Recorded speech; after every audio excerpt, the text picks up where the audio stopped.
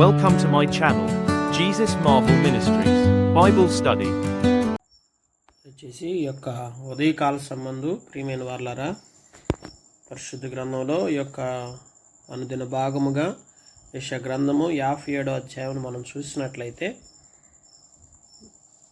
దేవుని వాక్యంలో మరి నీవు మొరపెట్టినప్పుడు నీ విగ్రహముల గుంపు నిన్ను తప్పించునేమో.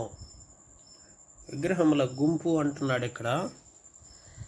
చాలా పెద్ద గుంపు మరి ఈ ఏర్పరచుకున్నటువంటి వారుగా అన్ని జనులు ఉంటున్నారు.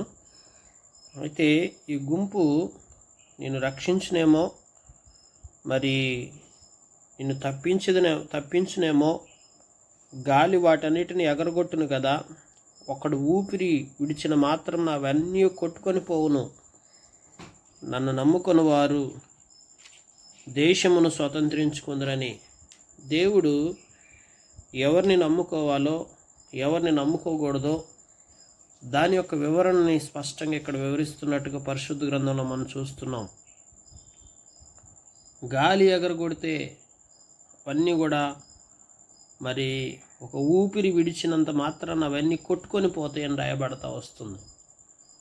చూడండి, మనుష్య రీతిగా తమ స్వహస్తాలతో చేయబడినటువంటి ఏ ఆకారమైనా ఏ ఆకృతి అయినా కానీ అది ఒక గాలి వీస్తే వెళ్ళిపోయి కొట్టుకొని పోయేటువంటి వాటిగా ఊపిరి విడిచిన మాత్రాన అవన్నీ కొట్టుకొని పోతాయని పరిశుద్ధ గ్రంథంలో మనం చూస్తున్నాం.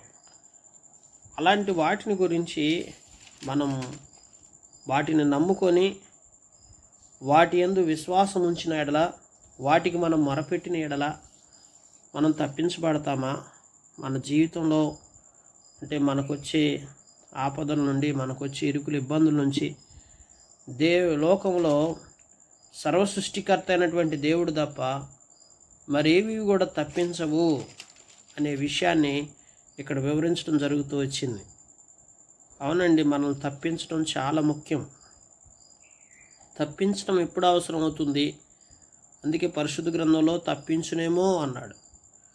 తప్పించడం అంటే బైబిల్లో ఒక చోట దావీదు భక్తుడు అంటాడు, అతడు నన్ను ప్రేమించున్నాడు గనక నేను అతన్ని తప్పించేదను అని రాయబడతా వచ్చింది. కనుక దావీదు దేవుణ్ణి ప్రేమించాడు, దేవునికి మొరపెట్టేటువంటి అనుభవం కలిగినటువంటి వాడు కదా. కనుక దావీదు జీవితంలో వచ్చినటువంటి ఆపదలన్నిటి నుంచి దేవుడు దావీదుని తప్పించాడని రాయబడతా వచ్చింది. సృష్టికర్త అయిన దేవుడు మన జీవితంలో మనకొచ్చే ఆపదలను, మనకొచ్చే కష్టాలను తప్పించే దేవుడు. కనుక మనం ఆయనకు మాత్రమే మొరపెట్టాలి, ఆయన్ను మాత్రమే నమ్ముకోవాలి. రెండవది, నన్ను నమ్ముకున్న వారు దేశమును స్వతంత్రించుకుందరు. దేవునికి మొరపెడితే ఆపదల నుంచి తప్పించబడతాం, దేవుని నమ్ముకుంటే దేశాన్ని స్వతంత్రించుకుంటామండి. స్వాతంత్ర్యం కలిగినటువంటి జీవితాన్ని దేవుడు మనకి ఇస్తాడు. స్వాతంత్ర్యం చాలా ముఖ్యం. మనుషులు దాసత్వంలో బ్రతకూడదు. లోకంలో మనం ఎవరికి దాసులం కాదు, ఏ మనుషులకు కూడా దాసుడుగా మనం ఉండకూడదు. దేవునికి మాత్రమే మనం దాసులుగా ఉండి లోకంలో మనం స్వాతంత్రాన్ని అనుభవించాలి. దేశమంతా స్వాతంత్రాన్ని అనుభవించాలి. ఎప్పుడు మనం స్వాతంత్రాన్ని అనుభవించగలుగుతాం?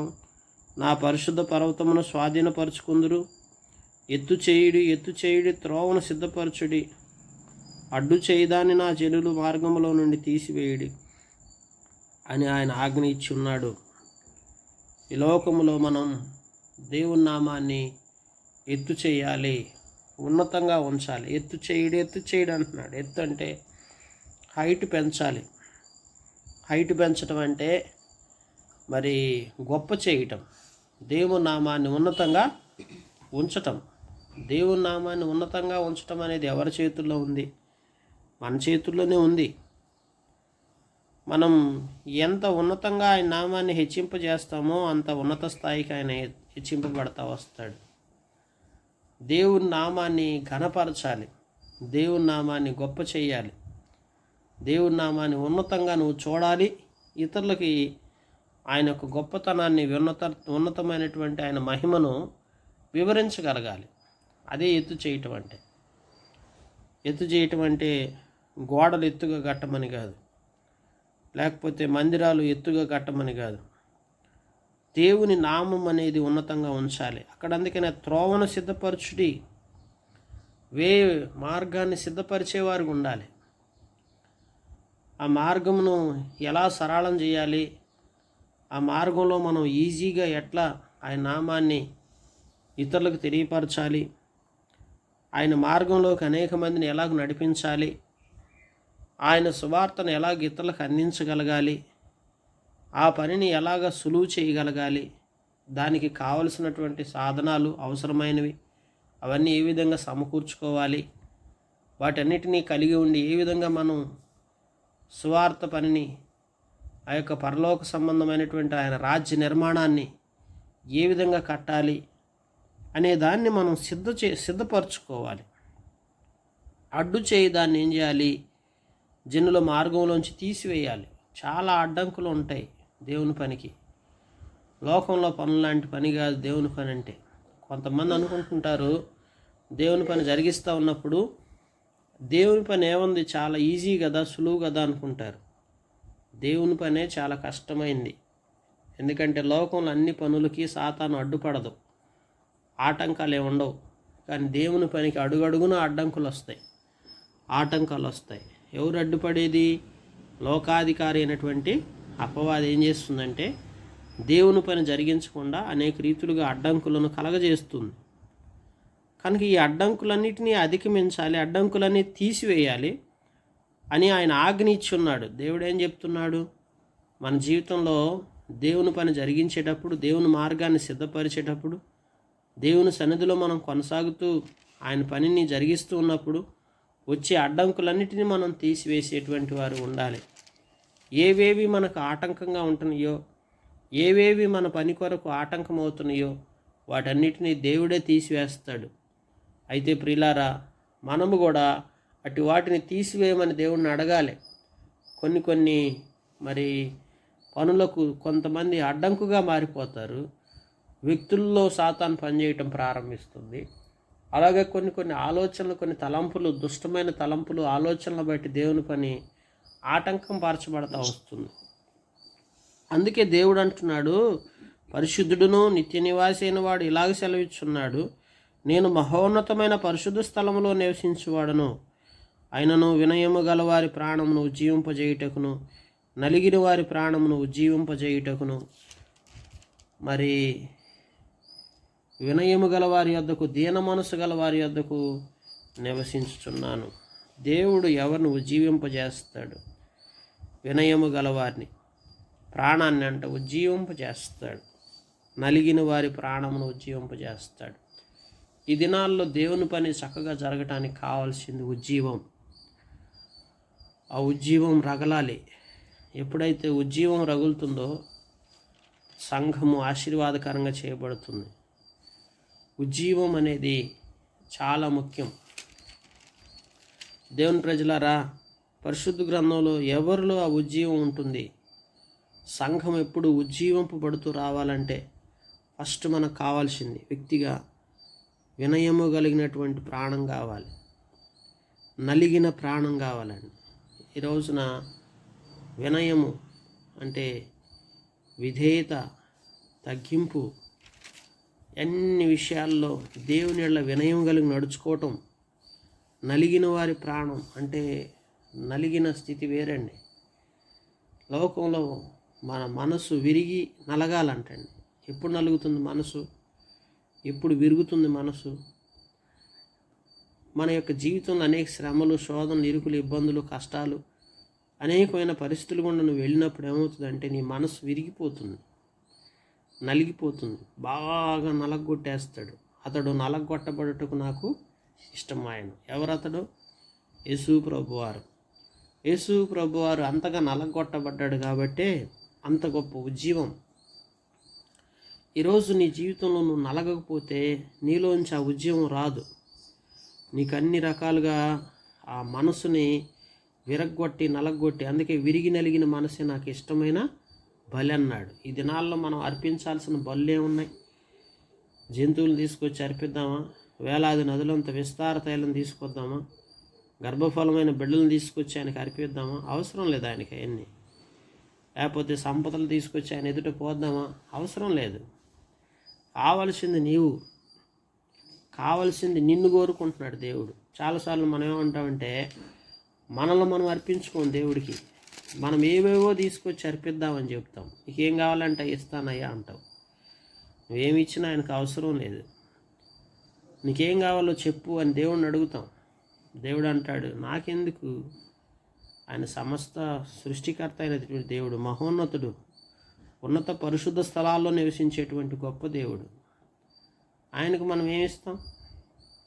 నీ దగ్గర ఉన్నది ఏదైనా ఆయన తృప్తిపరచలేదు. ఎందుకంటే ఆయన సకల సంపదలు కానీ సకల ఆశీర్వచనాల కారణభూతుడు. ఆయన సంపదలన్నీ ఆయనలోనే గుప్తములై ఉన్నాయి. కనుక నువ్వు ఏమి ఇచ్చినా ఆయన తృప్తి చెందడు. అవసరం లేదు ఆయనకి, మేము ఇవ్వాల్సిన అవసరం కూడా లేదు. నీ నుండి ఆయన ఆశిస్తుంది ఏంటంటే విరిగిన మనసు, నలిగిన హృదయం. నలిగిన హృదయంలో ఏముంటుందంటే ఉజ్జీవం ఉంటుంది. ఆ ఉజ్జీవముతో కూడినటువంటి మనసు నీలోంచి రావాలి. నీవు ఆయనకు అర్పించుకోవాలి. వినయము గల వారి వద్దకు, దీన మనసు గల వారి వద్దకు దేవుడు వచ్చి నివసిస్తాడు. అంతేగాని నీ దగ్గర ఇంకేమన్నా వచ్చి నీ దగ్గర వచ్చి ఉండడు. నీ దగ్గర అన్నీ ఉన్నాయి అని వచ్చి నీ దగ్గర ఉండడు. లేకపోతే నీ దగ్గర ఏమి లేవని వచ్చి నీ దగ్గర ఉండకుండా మానేయడు. నీలో చూసేది ఏంటంటే నీలో ఉన్న సంపదలు కాదు, నీలో ఉన్న ఐశ్వర్యము కాదు, నీలో ఉన్న దారిద్ర్యము కాదు, ఇంక ఇతరితర ఏ హోదాలు కాదు, ఏ అందచందాలు కాదు, ఏమి చూడండి. నీలో ఆయన చూసేది ఏంటంటే దీన మనస్సు, నలిగిన మనస్సులో నుంచి వచ్చిన ఉజ్జీవం నీలో ఉట్టిపడాలి. ఎప్పుడైతే నీలో ఆ ఉజ్జీవం ఉంటుందో అప్పుడు దేవునికంటే అది చాలా ఇష్టమైందంట ప్రియులారా. కనుక దేవుడు దాన్ని ప్రేమించుచున్నాడు. అక్కడ ఉజ్జీవం ఉంటుంది. లేకపోతే ఎండిపోయిన వారిలాగా, డ్రై అయిపోయిన వారిలాగా, ఆత్మలో బలహీనమైనటువంటి వారిగా ఆ ఉజ్జీవపు మాటలు కానీ, ఆ ఉజ్జీవపు జీవన విధానం కానీ నీలో కనిపించదు. అందుకే దేవుని వాక్యం చెప్తుంది ఏంటంటే నేను నిత్యం పోరాడువాడిని కాను, ఎల్లప్పుడూ కోపించువాడును కాను. అలాగుండిన ఎడల నా మూలముగా జీవాత్మ క్షీణించును, నేను పుట్టించిన నరులు క్షీణించిపోదురు. దేవుడు నిత్యం పోరాడితే మనం ఉండగలుగుతామా? నిత్యము మనతో పోరాటం చేసి ఎందుకు అలా ఉంటున్నారు, ఇలా ఉండకూడదు కదా, అలా ఉండాలి కదా అని పోరాటం మన మీద మొదలు పెడితే, మన మీద కోప్పడితే మనం బ్రతుకులు జీవాత్మ ఉండదు మనలో. అందుకే దేవుడు జీవాత్మను మనలోకి పంపించున్నాడు. దేవుడు ఎప్పుడు కూడా మన యొక్క జీవితం మీద మనల్ని బట్టి ఎప్పుడు కూడా వ్యాజ్యాలాడే దేవుడు కాదు, పోరాడే దేవుడు కాదు. నువ్వు ఎందుకు అలా ఉంటున్నావు, ఇలా ఉంటున్నావు ఎందుకని. కొంతమంది ఇళ్లలో ఏదైనా ఎట్లా ఉంటే ఎందుకు అట్లా ఉండాలని పదే పదే వ్యాజ్యం ఆడుతుంటుంటారు, పోరాడతారు. అది మార్చుకునేంతవరకు పోరాటం జరుపుతుంటారు. కానీ దేవుడు అట్లా పోరాడే దేవుడు కాదు, కోప్పడే దేవుడు కాదు. ఆయన కోపం నిమిషం మాత్రం, ఒక నిమిషం మాత్రం మన మీద కోప్పడతాడేమో కానీ జీవితం అంతా వాత్సల్యతే మన మీద ఎక్కువ ఉంటుందండి. అలాంటి దేవుడు మన దేవుడు. అలాంటి దేవుణ్ణి మనం కలిగి ఉన్నాం కాబట్టి మనం ఈనాటికి క్షీణించిపోకుండా, నశించిపోకుండా, నేను పుట్టించిన నరులు క్షీణించిపోతారు అట్లా ఉంటే. కానీ మన మీద దేవుడు అట్లా ఉండట్లేదు. ఎందుకంటే మనం నశించిపోవటం, మనం క్షీణించిపోవటం దేవునికి ఎంతమాత్రం ఇష్టం లేదు. మనం ఆత్మీయంగా ఉండాలని, ఆయనకి లోబడాలని, ఆయనకి తగినట్టుగా నీ హృదయాన్ని అర్పించుకోవాలని ఎంతకాలమైనా నీ కొరకు ఎదురు చూస్తూ ఉంటాడు. నువ్వు ఎప్పుడు లోబడతావా, ఎప్పుడు ఆయన హృదయాన్ని నీకు అర్పించుకుంటావా, సమర్పించుకుంటావా నీ జీవితాన్ని ఆయన కొరకు. నీవు అర్పించుకునేంత వరకు ఆయన నీ కోసం ఎదురు చూస్తూ ఉన్నాడు.